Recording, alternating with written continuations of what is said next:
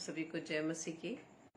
एक बार फिर से आज के डेली डिवोशन में आगरा मसीह मंडली फेसबुक लाइव पेज पर आप सभी का वेलकम है और हम सब की तरफ से आप सभी को आमंत्रण है कि एक बार फिर से आप सब हमारे साथ मिलकर परमेश्वर के वचन को सीख सकें, परमेश्वर की आवाज को सुन सकें कि आज प्रभु हमसे क्या बात करने जा रहे हैं। आइए हम प्रार्थना करें। धन्यवाद धन्यवाद धन्यवाद पिता परमेश्वर, खुदा आपके चरणों में आए हैं और धन्यवाद देते पिता परमेश्वर समय के लिए। खुदा कि आपने हमें समय दिया है पिता परमेश्वर कि हम अपने मुख से आपकी आराधना कर सकें, आपकी महिमा कर सकें, आपके नाम की बड़ाई कर सकें। खुदा आप ही प्रभु जी आदर के योग्य, महिमा के योग्य, वस्तुति के योग्य है पिता।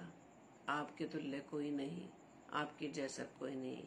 प्रभु जी हम आपसे प्रार्थना विनती करते हैं कि जब आप हमसे बात करने जाते हैं पिता, हम आपकी आवाज को सुन सके, आपकी उस धीमी आवाज को सुन सके जो प्रभु जी आप हमें अपनी उस आवाज से पुकारते हैं। अपने तमाम भाई बहनों को खुदा में आपके हाथों में सौंपते पिता, हर एक को प्रभु जी आप आशीषित करना और अपने वचन के द्वारा खुदावंद ईश्वर आज हमारे मन को खोल देना, ताकि पिता परमेश्वर आज के वचन के द्वारा हम अपने आप को आपके सम्मुख पूरी रीति से समर्पित कर सके और खुदावंद जो वचन आप हमें देने जा रहे हैं खुदा उसमें हम आगे बढ़ सके। पिता पवित्र आत्मा हमारी सहायता करना। हमारी इस प्रार्थना को पवित्र आत्मा के अगुवाई में प्रभु यीशु मसीह के नाम से मांग लेते हैं। आमीन आमीन आमीन। Praise the Lord. तो आइए हम आज के वचन में जाने से पहले परमेश्वर के सम्मुख अपने प्रार्थना रूपी गीत को गाएंगे और आप भी मेरे साथ मिलकर परमेश्वर को धन्यवाद दे सकें। मिट्टी को कुम्हार जैसे हाथों में अपने उठा के, मिट्टी को कुम्हार जैसे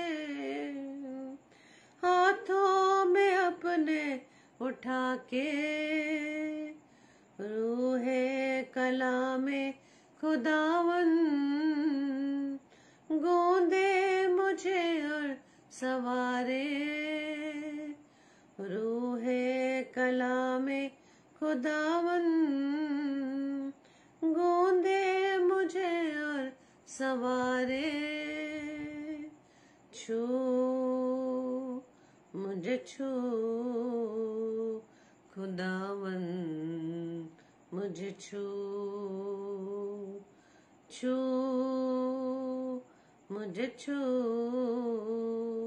खुदावन मुझे छू, मेरी जान को मेरी रूह को मेरे बदन को छू, मेरी जान को मेरी रूह को मेरे बदन को छू, छू मुझे छू खुदावन मुझे छू, छू मुझे छू खुदावन मुझे छू, मिट्टी को कुम्हार जैसे हाथों में अपने उठा के, मिट्टी को कुम्हार जैसे हाथों में अपने उठा के, रूहे कला में खुदावन गोंदे मुझे और सवारे, छू मुझे छू खुदावन मुझे छू, छू मुझे छू खुदावन मुझे छू। Praise the Lord. तो आइए हम वचन में चलेंगे और वचन में ध्यान देंगे कि आज प्रभु हमसे क्या बात करने जा रहे हैं।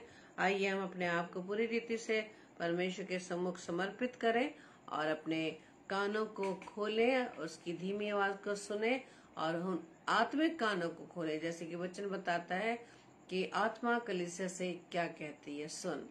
तो आइए हम परमेश्वर की आवाज को सुने और परमेश्वर का वचन जो कि आज हमारे लिए है वो पाया जाता है पहला पतरस उसका पहला अध्याय और उसका 7वां पद। पहला पतरस उसका पहला अध्याय और उसका 7वां पद। और इसमें इस प्रकार से लिखा है, हम देख सकते हैं, यह लिखा है, और ये इसलिए है कि तुम्हारा परखा हुआ विश्वास जो आग से ताए हुए नाशवान सोने से भी कहीं अधिक बहुमूल्य है, यीशु मसीह के प्रकट होने पर प्रशंसा और महिमा और आदर का कारण ठहरे। Praise the Lord. May your faith might be found unto praise and honor and grace. Amen. हमारा विश्वास प्रभु यीशु मसीह के प्रकट होने पर प्रशंसा, महिमा और आदर का कारण ठहरे। क्या हमारा विश्वास, कौन सा विश्वास? जो कि परखा हुआ विश्वास है, जो तपे हुए सोने से भी अधिक कीमती है। और वो जब हमारा विश्वास परखा जाता है, और विश्वास की परख कब होती है? जब हमारे सामने कोई इस प्रकार की परिस्थितियां आ जाती हैं, किसी इस प्रकार की सिचुएशन क्रिएट हो जाती है जहां हमें अपने आप को स्थिर रखना पड़ता है, जब हमें अपने विश्वास को पकड़ कर रखना होता है, जब कोई भी परिस्थितियां हमारे विश्वास को ना हिला पाए, क्योंकि हमारा विश्वास किस पर है? हमारा विश्वास हमारे पिता, हमारे परमेश्वर प्रभु यीशु मसीह पर है। हालेलुया।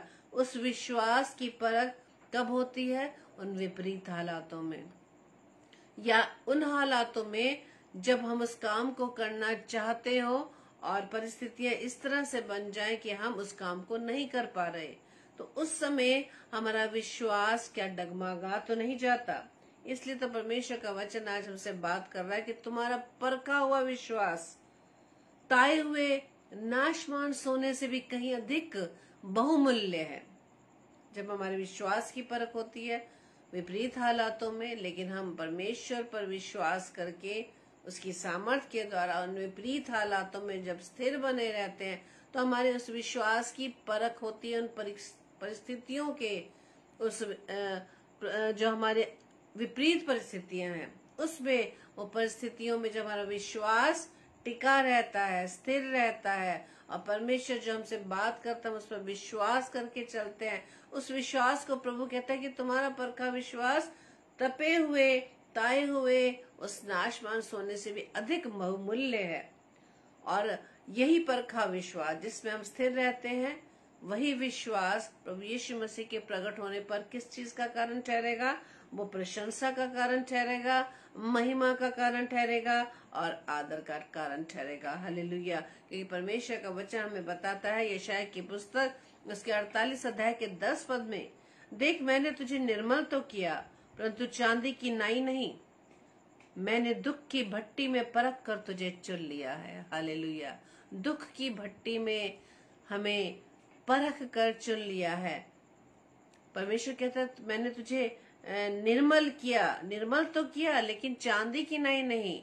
चांदी कैसे होती है? दिखने में सफेद दिखाई देती है। चांदी की निर्मलता से ज्यादा परमेश्वर क्या कह रहा है कि मैंने तुझे दुख की भट्टी में परख कर तुझे चुन लिया है। हालेलुया। दुख की भट्टी यानी वो विपरीत हालात जिसमें हम कमजोर हो जाते हैं, जिसमें हम निर्बल हो जाते हैं, जहाँ हमें कोई भी रास्ता नजर नहीं आता, कि अब हमारी जो आशा है वो जब निराशा में बदलने लगती है। लेकिन उस घड़ी में जब हमारे विश्वास की परख होती है, हमारा विश्वास कहाँ पाया जाता? परमेश्वर उस विश्वास को देखता है कि हमारा विश्वास इस समय कहाँ पर है, उस दुख की घड़ी में हमारा विश्वास कहाँ है। क्या हमने उस विश्वास को पकड़ कर रखा है? क्या हमने उस विश्वास की रखवाली की है जो हम प्रभु यीशु मसीह पर करते हैं? परमेश्वर का वचन क्या कह रहा है कि मैंने तुझे दुख की भट्टी में परख कर तुझे चुना है। हालेलुया। क्योंकि परमेश्वर का वचन कहता है कि जब परिस्थिति ऐसे विपरीत हालात जब हमारे जीवन में आते हैं, परमेश्वर का वचन कहता है वो हमारे सहने से बाहर, उन परीक्षाओं में हम नहीं पड़ते, उन हालातों में हम नहीं पड़ते, वो कठिनाइयों में हम नहीं पड़ते, बल्कि परमेश्वर ही हमें उन विपरीत हालातों से निकालने के लिए वो हमारी सहायता मदद करता है। वो सिर्फ हमारी परख होती है कि हम अपने उस विश्वास में कितने मजबूत हैं, कितने विश्वास में हम खरे हैं। Praise the Lord. कई उन चेलों के समान तो नहीं जो प्रभु यीशु मसीह के साथ रहते हुए भी आंधी तूफान को देखकर डर गए। उन हालातों ने, उस आंधी तूफान ने उन्हें डरा दिया कि वो नाश हो जाएंगे, वो डूब जाएंगे, वो मर जाएंगे। लेकिन उन्होंने उस जीवन देने वाले अपने गुरु को, अपने परमेश्वर को, प्रभु यीशु मसीह जो उनके साथ थे, वो भूल गए कि वो हमारे साथ है। उन्होंने प्रभु यीशु मसीह के साथ रहकर कितने आश्चर्य कर्म देखे, लेकिन अपने विश्वास में वो उन परिस्थितियों के कारण निर्बल हो जाते थे। जब उन्होंने देखा कि प्रभु यीशु मसीह ने उस आंधी तूफान को थाम दिया है, तो क्या उनके सवाल आने लगते हैं कि कौन है जो आंधी भी उसका कहना मानती है। वो भूल गए। परिस्थितियों को देखकर हम भूल जाते हैं कि जो विश्वास हम परमेश्वर पर करते हैं वो विश्वास कहाँ चला जाता है। हम भूल जाते हैं कि वो परमेश्वर, वो जीवित परमेश्वर जिसका वायदा है कि मैं इस जगत के अंत तक तुम्हारे साथ हूं, मैं ना तो तुम्हें छोड़ूंगा ना त्यागूंगा, मैं तुम्हें अकेला नहीं छोड़ूंगा। माँ भूल सकती है लेकिन मैं तुम्हें नहीं भूल सकता। हम ऐसे हालातों में, जब विपरीत हालातों में हम आ जाते हैं तो हमारा विश्वास कहाँ जाता है। वहीं हमारे विश्वास की परख होती है। परमेश्वर कहता है कि मैंने तुझे दुख की भट्टी में परख कर तुझे चुना है।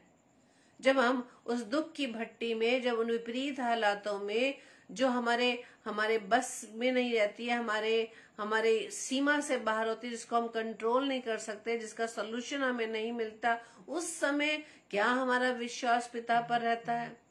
उस परमेश्वर पर जो हमें उन हालातों से निकालने के लिए सदा तैयार है। Praise the Lord. परमेश्वर का वचन कहता है, अय्यूब की पुस्तक 23 अध्याय के 10 पद में क्या लिखा है?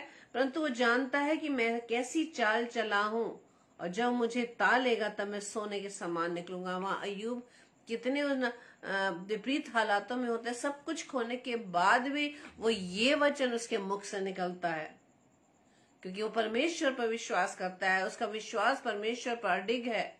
उसकी पत्नी ने उसे प्रोवोक किया, उसके सामने परमेश्वर की निंदा की, लेकिन उसने अपनी पत्नी को जवाब दिया कि जब हम उससे सुख लेते तो क्या हम उससे दुख न ले। Praise the Lord. परमेश्वर जो कुछ भी हमारे जीवन में करता है वो हमारे भले के लिए करता है। वो चाहता है हम विपरीत हालातों में से निकल कर हम क्या हो जाएं? हम स्ट्रांग बन जाएं, उन लड़ाइयों को हम लड़ सकें। Praise the Lord. इसलिए परमेश्वर क्या कह रहा है कि मैंने तुम्हें दुख की भट्टी में परख कर। परमेश्वर चाहता है कि ऐसी हालातों में, ऐसी परिस्थितियों में हम स्थिर रहें, हमारा विश्वास पिता पर बना रहे। परमेश्वर का वचन कहता है कि जो दुख रूपी अग्नि तुम्हें परखने के लिए तुम में भड़की है, इससे ये समझकर अचंभा ना करो। हमें जानने की, अगर हम ऐसी ट्रायल्स, ऐसी हर्डल्स, ऐसी प्रॉब्लम्स यदि हमारे जीवन में आ रही है, इसका मतलब अब हमारे विश्वास की परख होने जा रही है। कि हम अपने मुख से तो बहुत बोलते हैं, विश्वास की बातें बहुत करते हैं, दूसरों को बहुत समझाते हैं, लेकिन जब अपनी बारी आई है तो अब हमारी जो बारी है, हमें इस विश्वास में हमें स्थिर बने रहना है। परमेश्वर का वचन आगे हमें बताता है, हमें और उत्साहित करने के लिए। जब हम रोमियो की पत्री को पढ़े, उसके 5 अध्याय के 3 से 5 पदों को पढ़े, वहां पे इस प्रकार से लिखा है, केवल यही नहीं पर वरन हम क्लेशों में भी घमंड करें, ये जानकर कि क्लेश से धीरज, और धीरज से खरा निकलना, और खरा निकलने से आशा उत्पन्न होती है, और आशा से लज्जा नहीं होती, क्योंकि पवित्र आत्मा जो हमें दिया गया है उसके द्वारा परमेश्वर का प्रेम हमारे अंदर डाला गया है। हालेलुया। परमेश्वर का वचन क्या कहता है कि हम मनुष्यों का स्वभाव, हम किस चीज पर घमंड करते हैं? अपने अपनी प्रॉपर्टी पर हम घमंड करते हैं, अपनी एजुकेशन पे घमंड करते हैं, अपने स्टेटस पे घमंड करते हैं, अपने उस बड़े पद पर हम घमंड करते हैं जो परमेश्वर ने हमें दिया है। हम परमेश्वर पर घमंड नहीं करते, बल्कि इन सभी चीजों पर घमंड करते हैं। लेकिन वचन बताता है कि यदि तुम्हारे जीवन में क्लेश आते हैं, यदि कोई ऐसे विचार तुम्हें परेशान करते हैं, या आपके सामने कोई ऐसी परिस्थितियां आ जाती हैं, दुख की घड़ियां आ जाती है, परमेश्वर का वचन कहते हैं कि उसमें भी तुम क्या करो, उस पर भी घमंड करो। हम देखते हैं ना कि जब हम आनंद के आनंद में होते हैं, खुशी में होते हैं, सारी ब्लेसिंग परमेश्वर की ओर से हमें मिलती है, तो परमेश्वर को भूल जाते हैं। हम परमेश्वर को धन्यवादी के लिए भूल जाते हैं। हम उन 9 कोड़ियों की तरह जो शुद्ध हो गए, वो परमेश्वर को धन्यवाद नहीं दिया, बल्कि अपने ही दुनिया में वो खो गए। आज हमारी भी यही परिस्थिति है मेरे प्रियो। जब हमारे सामने सब कुछ नॉर्मल चलता है, सब कुछ इजी है, सब कुछ हमारे लिए जॉयफुल है, सब हमारे जीवन में खुशी है, हम उस समय परमेश्वर को कोई तवज्जो नहीं देते। हम ये भूल जाते हैं कि जो कुछ भी आज आनंद से हम भरे हुए हैं, जो कुछ संसार की जरूरतें हमारे पास है, ऐसी घड़ी में परमेश्वर को भूल जाते हैं। ये सब कुछ परमेश्वर ने दिया है, लेकिन हम इस बात की चिंता नहीं करते, क्या उन खुशियों के बीच में, उस आनंद के बीच में, क्या परमेश्वर हमारे साथ है? वचन क्या बता रहा है रोमियो 5 में कि हम कलेशों में भी घमंड करें। यदि कोई प्रॉब्लम्स हमारे सामने आती है तो हम उस पर घमंड करें, क्योंकि मनुष्य का स्वभाव है, जब प्रॉब्लम्स आती है तो हम परमेश्वर की तरफ दौड़ते हैं। हम अपने आप को खुद जांचें कि जब सब कुछ अच्छा ही अच्छा रहता है, सब कुछ हमारी मन की चीजें मिल जाती हैं, सारी जरूरतें पूरी होती रहती है, वो भी जरूरतें कौन सी, संसार की।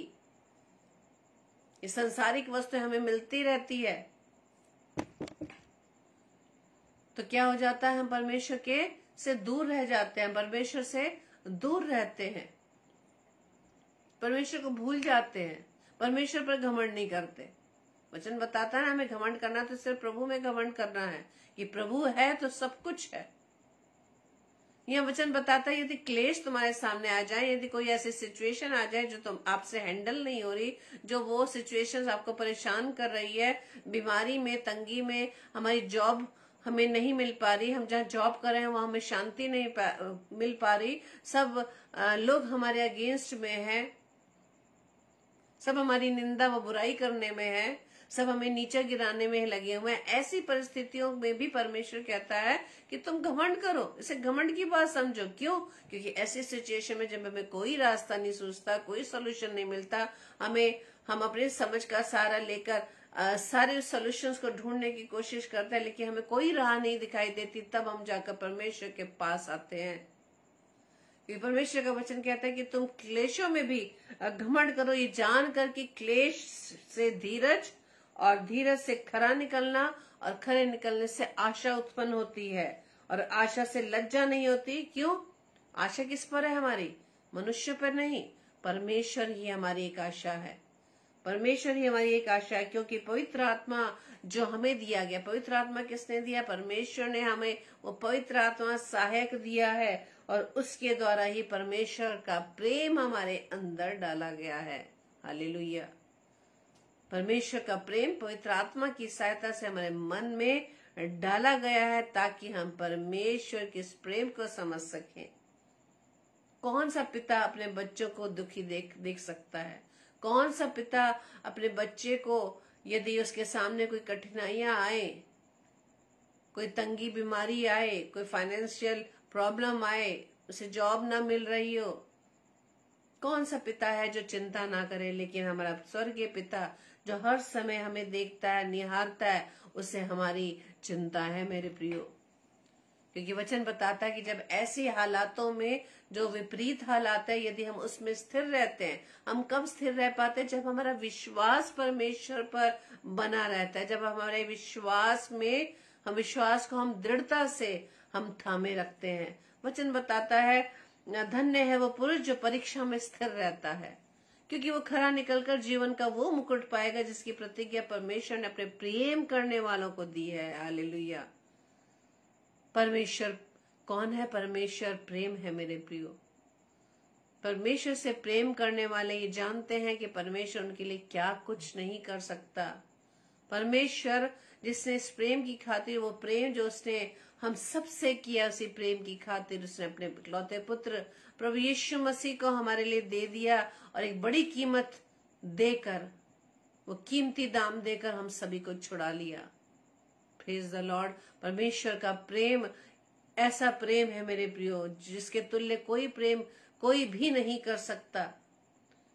और परमेश्वर का वचन ये कहता है कि वही मनुष्य धन्य है, वही धन्य है वो मनुष्य जो अपनी हर परीक्षाओं में, परीक्षा से मतलब क्या है? परीक्षा से मतलब है दुख, परीक्षा से मतलब है हमें जॉब ना मिलना, परीक्षा से मतलब है कि हम चाहते हुए भी कि हम सही मार्ग पर चले, लेकिन इस संसारिक अभिलाषाएं हमें भरमाने के लिए सामने रहती हैं। वो परीक्षाएं कि हम काम सही कर रहे हैं परमेश्वर के भय को मानते हुए, लेकिन विरोधी विचार, वो नेगेटिव विचार हमें उन सही कामों को करने नहीं देना चाहता। विरोधी चाहता है कि हम सही मार्ग से भटक कर हम उस गलत मार्ग पर चले जाएं, हम परमेश्वर की आवाज को ना सुन सकें। लेकिन वचन क्या कहता है? धन्य वो मनुष्य जो परीक्षा में स्थिर रहता है, इन सारी परिस्थितियों के बाद भी वो परमेश्वर की राह पर चलता रहता है। इसलिए तो परमेश्वर कहता है, ये तुम मेरे पीछे चलना चाहते हो तो सबसे पहले अपने आप का इनकार करें। अपने आप का इनकार करने का मतलब ये है, इन सारी अभिलाषाओं को जो हमें परमेश्वर से दूर करती है, वो सारी संसारिक अभिलाषाएं जिन्हें हम पाने के लिए परमेश्वर तक को भूल जाते हैं, वो सारी अभिलाषाओं को हमें छोड़ना होगा। जब उन अभिलाषाओं को छोड़ने में, उन सारी परीक्षाओं में जब हम स्थिर रहते हैं, तब परमेश्वर कहता है धन्य वो मनुष्य जो परीक्षा में स्थिर रहता है, क्योंकि वो खरा निकलकर जीवन का वो मुकुट पाएगा जिसकी प्रतिज्ञा प्रभु ने अपने प्रेम करने वालों को दी है। जब कोई किसी से प्रेम करता है मेरे प्रियो, तो उसकी हर आज्ञा को हम मानते हैं। परमेश्वर का वचन कहता है, यदि तुम मुझसे प्रेम करते हो तो मेरी आज्ञाओं को मानोगे। परमेश्वर की आज्ञा क्या है? परमेश्वर की आज्ञा ये है कि हम उसके समान, प्रभु यीशु मसीह के समान उसके स्वभाव में बनने पाए। प्रभु यीशु मसीह जिस प्रकार से अपने पिता का आज्ञाकारी रहा, उस आज्ञाकारिता में होते हुए अपने जीवन को बिताए। और ये आज्ञाकारिता का जीवन हम तभी जी सकते हैं जब हमारे अंदर पूरी रीति से समर्पण हो। हम गाना तो बहुत अच्छा गाता है, आई सरेंडर ऑल, सब मैं प्रभु तुझे देता हूँ। क्या हम दे पाते हैं? क्या हम उसे थोड़ा समय दे पाते हैं? हमने बड़े आराम से बड़ा हिसाब किताब लगाकर बोलते हैं कि हमें दशमांश देना। दशमांश सिर्फ हमें पैसों का नहीं, दशमांश हम अपने जीवन का, दशमांश हमें अपने समय का देना है मेरे प्रियो। प्रभु यीशु मसीह ने तो 100% हमारे लिए सब कुछ दे दिया, और यहाँ पर सिर्फ दशमांश की बात की जाती है। यहाँ परमेश्वर चाहता है हम समर्पित रहें, हम उसकी अधीनता में रहें, उसका प्रभुत्व हमारे जीवन पर, हमारे परिवार पर बना रहे, क्योंकि वो जानता है, वो भला परमेश्वर है कि हमारे लिए क्या अच्छा है मेरे प्रियो। वो हमसे बेहतर जानता है, क्योंकि हम मनुष्य की सोच सिर्फ संसारिक अभिलाषाओं को पाने के लिए, लेकिन वो उस अनंत जीवन का मुकुट हमें देना चाहता है। वो चाहता है कि हम उसके साथ रहें। जब प्रभु यीशु मसीह अपने चेलों से कहते हैं कि मेरे जाने का समय हो गया है, तुम्हारा मन व्याकुल ना हो, मैं पिता के पास जाता हूँ, तुम्हारे लिए क्या तैयार करता हूँ? तुम्हारे लिए घर तैयार करता हूँ, तुम्हारे लिए जगह तैयार करता हूँ, ताकि जहां मैं रहूं वहां तुम भी रहो। तो उस मुकुट से ज्यादा क्या कीमती है कि हम प्रभु यीशु मसीह के साथ रहें। और इसके लिए हमें पूरी रीति से परमेश्वर के सामने समर्पित होने की जरूरत है। समर्पित, सरेंडर होने का मतलब क्या है? सब कुछ दे देना, सब कुछ दे देना। क्या हम आज उसे देने के लिए तैयार हैं? परमेश्वर का वचन ये भी बताता है मेरे प्रियो, जब हम पढ़ते हैं लूका रचित सुसमाचार 12 अध्याय में लिखा है कि परमेश्वर ने उससे कहा, हे मूर्ख, इसे रात तेरा प्राण तुझसे ले लिया जाएगा, तब जो तूने इकट्ठा किया वो किसका होगा? हम जानते हैं ना उसके लिए जिसने अपनी छोटी दाग की बारियों को तोड़कर बड़ी बड़ी बारियां बना ली, ताकि वो और उसके अंदर सब कुछ जमा कर सके। और वो क्या कहता है कि अब वो निश्चिंत हो जाता है, अब तो मेरे पास सब कुछ है। कई कई अपने भाई बहनों को सुनता रह रहे, हमारे पास सब कुछ है कि हमारे बाद भी हमारे बच्चे अगर नौकरी भी ना करें तो आराम से अपना जीवन व्यतीत कर सकते हैं। लेकिन परमेश्वर का वचन बड़े अच्छी तरह से हमें समझाता है कि आज रात ही तेरा प्राण ले लिया जाए तो जो तूने इकट्ठा किया है, जो तूने अपनी इतनी प्रॉपर्टी जमा की है, जो इतना बैंक बैलेंस है, तो ये किसका होगा? ऐसे ही वो मनुष्य भी है जो अपने लिए धन बटोरता है, लेकिन वो परमेश्वर की दृष्टि में धनी नहीं है। धन का हम इकट्ठा करना है, और ये स्वाभाविक है। जहाँ मनुष्य का धन होता है वहीं मन भी वहीं लगा रहता है। हम उसी गुना भाग में लगे रहते हैं कि कब हमारे धन की बढ़ोतरी होगी, कब संपत्ति बढ़ेगी। लेकिन परमेश्वर का वचन प्रकाशित वाक्य में कहता है कि तूने मेरे वचन को, धीरज के वचन को थामा है। धीरज कब देना है? धीरज हमें परीक्षा के समय देना है। कौन सी परीक्षा? वो कार्य, वो काम जो हमें परमेश्वर से दूर करते हैं, वो विचार जो हमें परमेश्वर से दूर करते हैं, क्या उन विचारों के विरोध में होकर हम परमेश्वर के मार्ग में स्थिर रहते हैं? उसी में हमें धीरज धरना है। आज हम बहुत जल्दी प्रमोशन चाहते हैं, बहुत जल्दी बढ़ोतरी चाहते हैं।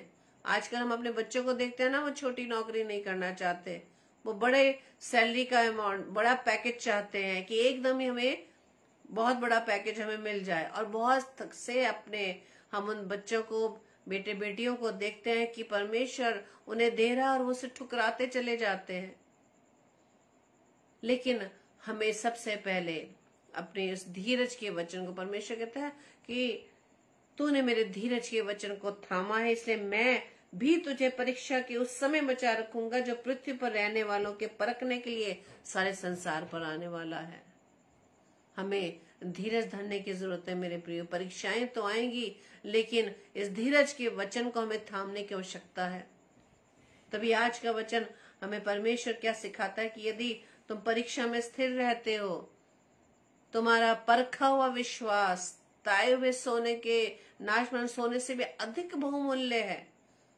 और जब हमारे विश्वास की परख हो जाती है, जब उस विश्वास में स्थिरता से बने रहते हैं, परमेश्वर का वचन कहता है कि जब प्रभु यीशु मसीह प्रकट होंगे तब हमारा परखा हुआ विश्वास आदर के, प्रशंसा के, महिमा का कारण ठहरेगा। हालेलुया।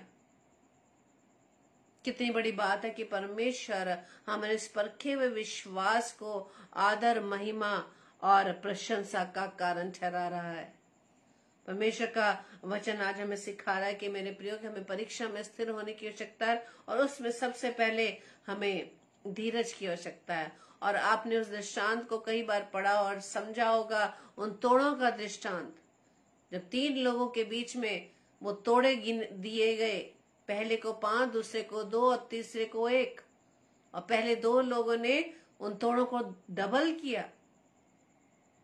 और उन दोनों को परमेश्वर क्या कहता है? स्वामी वापस लौट के आता है, क्या कहता है कि धन्य है अच्छे और विश्वास योग्य दास, तू थोड़े में विश्वास योग्य रहा, मैं तुझे बहुत वस्तुओं का अधिकारी बनाऊंगा। आज हम क्या थोड़ी चीजों में धीरज धरते हैं? क्या हमारे पास धीरज का वो हमारे पास तोड़ा है? कि उस धीरज के वचन को हमें थामने की जरूरत है मेरे प्रियो, कि हमें थोड़े में ही संतोष रखने की जरूरत है। लेकिन कई बार ऐसा होता है मेरे प्रियो कि हम परमेश्वर के उस आशीष को हम रुपयों से तोलमोल करते हैं। जैसे अपने अन्य भाई बहनों को यदि हम देखें कि हम ज्यादा चढ़ाएंगे तो हमें ज्यादा आशीष मिलेगी। आज हमारा भी यही हाल है। हम सोचते हैं कि प्रभु को हम जितना ऑफरिंग दे देंगे, उसके नाम के जितना हम दान दे देंगे, हम ज्यादा ब्लेस्ड होंगे। लेकिन मेरे प्रियो, परमेश्वर की आशीष रुपयों में नहीं। हम जब प्रेरितों के काम में पढ़ते हैं, वहां पतरस कहता है कि व्यक्ति से कि तेरे रुपए तेरे साथ ही नाश हो, क्योंकि तूने परमेश्वर का दान रुपयों से मोल लेने का विचार किया। रुपयों से लेने का हम परमेश्वर की आशीषों को भी रुपयों से खरीदने की कोशिश करते हैं। लेकिन परमेश्वर का वचन क्या कह रहा है कि हमारे पास ऐसा कोई धन नहीं कि हम परमेश्वर की आशीषों को खरीद सके। परमेश्वर का वचन कहता है कि यदि कोई मेरी सेवा करे तो मेरे पीछे हो ले। यदि हम परमेश्वर की सेवा करना चाहते हैं तो परमेश्वर क्या कह रहा है कि मेरे पीछे हो ले। और परमेश्वर के पीछे होने के लिए हमें बहुत कुछ छोड़ना होगा मेरे प्रियो। लेकिन हमारे सामने सबसे पहले परिवार, हमारी परिवार की बातें, सांसारिक चीजें हमारे सामने रहती हैं। परमेश्वर का वचन कहता है कि यदि कोई मेरी सेवा करे तो मेरे पीछे हो ले, और जहां मैं हूं वहां मेरा सेवक भी होगा। यदि कोई मेरी सेवा करे तो पिता उसका आदर करेगा। हालेलुया। वचन बताता है कि हम प्रभु यीशु मसीह की पहचान में बढ़ते चले जाएं। प्रभु यीशु मसीह की पहचान में पड़ेंगे तब परमेश्वर हमारा आदर करेगा, हमें स्वीकार करेगा।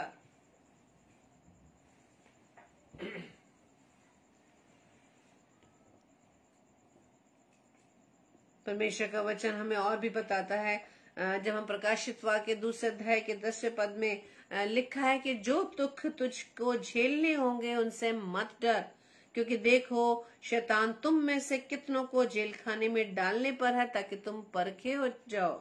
और तुम्हें 10 दिन तक क्लेश उठाना होगा, प्राण देने तक विश्वासी रहे तो मैं तुझे जीवन का मुकुट दूंगा। आमीन। हमें कुछ भी चीजें पाने के लिए उसके बदले में हमें कुछ ना कुछ सेक्रीफाइस करना होता है। परमेश्वर का वचन क्या कह रहा है कि तुझे दुख झेलने होंगे।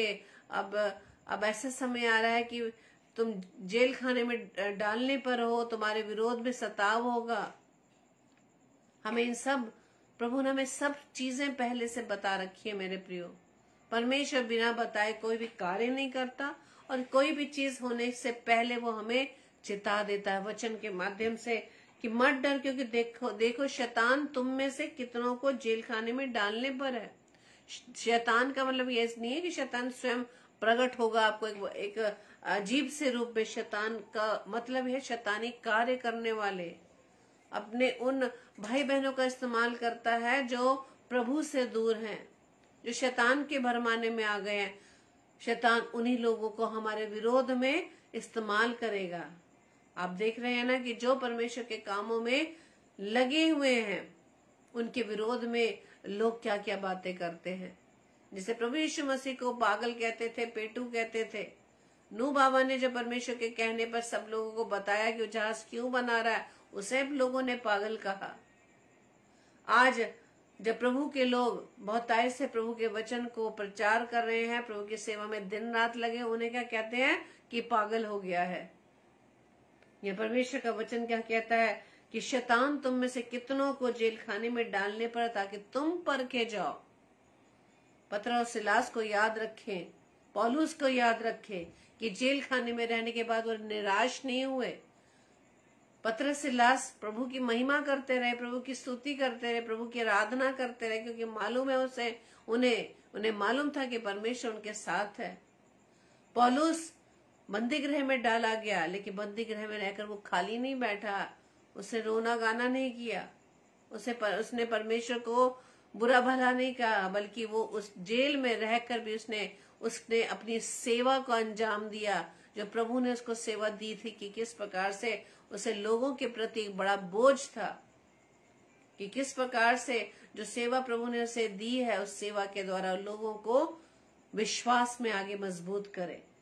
परमेश्वर का वचन कहता है कि तुम्हें परखे जाओ और तुम्हें क्लेश उठाना होगा, और प्राण देने तक विश्वासी रहे, प्राण देने तक विश्वासी रहे। और हम अपने नए नियम में पढ़ते हैं ना, महासंकट के विषय में, कि प्रभु यीशु मसीह के आने से पहले क्या क्या होगा।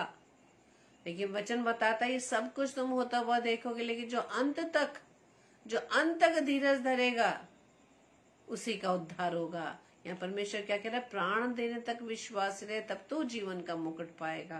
Praise the Lord. इसलिए परमेश्वर के आज के वचन के अनुसार हमें इस बात को सीखना है कि यदि कोई परीक्षाएं ऐसी आए जहां पर हम, ऐसा ना हो कि हमारे मुख से परमेश्वर के विरोध में कोई ऐसी बात निकले, हम परमेश्वर को ब्लेम करने लगे कि अरे परमेश्वर, मैं तो इतना प्रार्थना करता हूँ, मैं तो इतना दिन रात तेरी सेवा में लगा हूँ, तेरे नाम से मैं ये करता हूँ वो करता हूँ, लेकिन वचन क्या बताता हूँ, परमेश्वर क्या कहता है कि मैं तुझे नहीं जानता।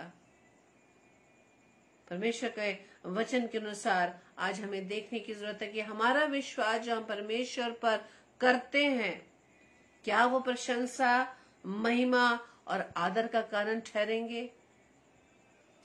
परमेश्वर का वचन कहता है, may your faith might be found unto praise and honour and grace. लेकिन कब? जब हमारे उस विश्वास की परख में जब हम सफल होंगे, जब विश्वास हम स्थिर रहेंगे, हम प्राण देने तक विश्वासी बने रहेंगे, हमारा विश्वास किसी तरह से भी ना डगमगा पाएगा। Praise the Lord. परमेश्वर आप सभी को बहुत से आशीषित करें। आइए हम प्रार्थना करें। धन्यवाद धन्यवाद धन्यवाद खुदावंद, हम आपका धन्यवाद देते हैं आज के सुंदर कलाम के लिए। प्रभु जी, सच में खुदावंद यीशु राजा, आप हमसे प्रेम करते हैं, इसमें कोई संदेह नहीं, क्योंकि प्रभु आपने हमारी इस प्रेम की खातिर अपने इकलौते पुत्र प्रभु यीशु मसीह को कैलवरी क्रूस पर दे दिया। प्रार्थना विनती करते खुदावंद यीशु राजा, हम जानते प्रभु यीशु मसीह जब आप इस दुनिया में थे और किस प्रकार से उस इब्लीस ने आपकी, उस शैतान ने आपकी परीक्षा ली, लेकिन खुदावंद आपने उस परीक्षा में स्थिर रहकर वचन की सहायता से उसे दूर भगाया। प्रभु जी, प्रार्थना विनती करते हैं खुदावंद कि हम भी प्रभु जी अपनी परीक्षा की हर घड़ी में विश्वासी बने रहे और आपके वचन की तलवार के द्वारा शैतान के हर वार को हम विफल कर सके। खुदावंद यीशु राजा, प्रार्थना विनती करते हैं हमने तमाम भाई बहनों के लिए जो समय प्रभु जी आपकी उपस्थिति में है या आपके वचन को बाद में सुनेंगे, खुदावंद सबको आशीषित करना पिता परमेश्वर। और प्रार्थना विनती करते खुदावंद कि जब तक प्रभु जी आपने इस पृथ्वी पर हमें रखा है खुदावंद, हम अपने विश्वास में दिन प्रतिदिन बढ़ सके। आप विश्वास कोई बड़ा नहीं विश्वास चाहते, आप चाहते कि राई के दाने की मानद ही हमारा विश्वास ही बना रहे।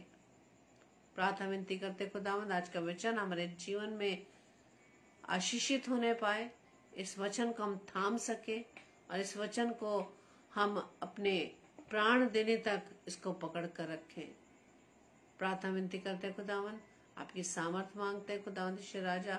और खुदावंद, जबकि आप वचन में कहते हैं कि मेरी सामर्थ निर्बलता में सिद्ध होती है, प्रभु जी हमारी इस प्रार्थना को पवित्र आत्मा के अगुवाई में प्रभु यीशु मसीह के नाम से हम मांग लेते हैं। आमीन आमीन आमीन। Praise the Lord. आप सभी को जय मसीह की। और कल के लिए सूचना इस प्रकार से है, कल संडे है और कल 5 बजे सिस्टर श्रृंखला जो कानपुर से है और 6 बजे सिस्टर अरुणा पीटर जो बैतूल से है और 7 से 8 बजे बेबी सारा जॉन जो आगरा शहर से परमेश्वर कलाम को हमारे बीच में लेकर आएंगे और 10 बजे हम डेली डिवोशन में फिर से मिलेंगे। आपको जय मसीह की।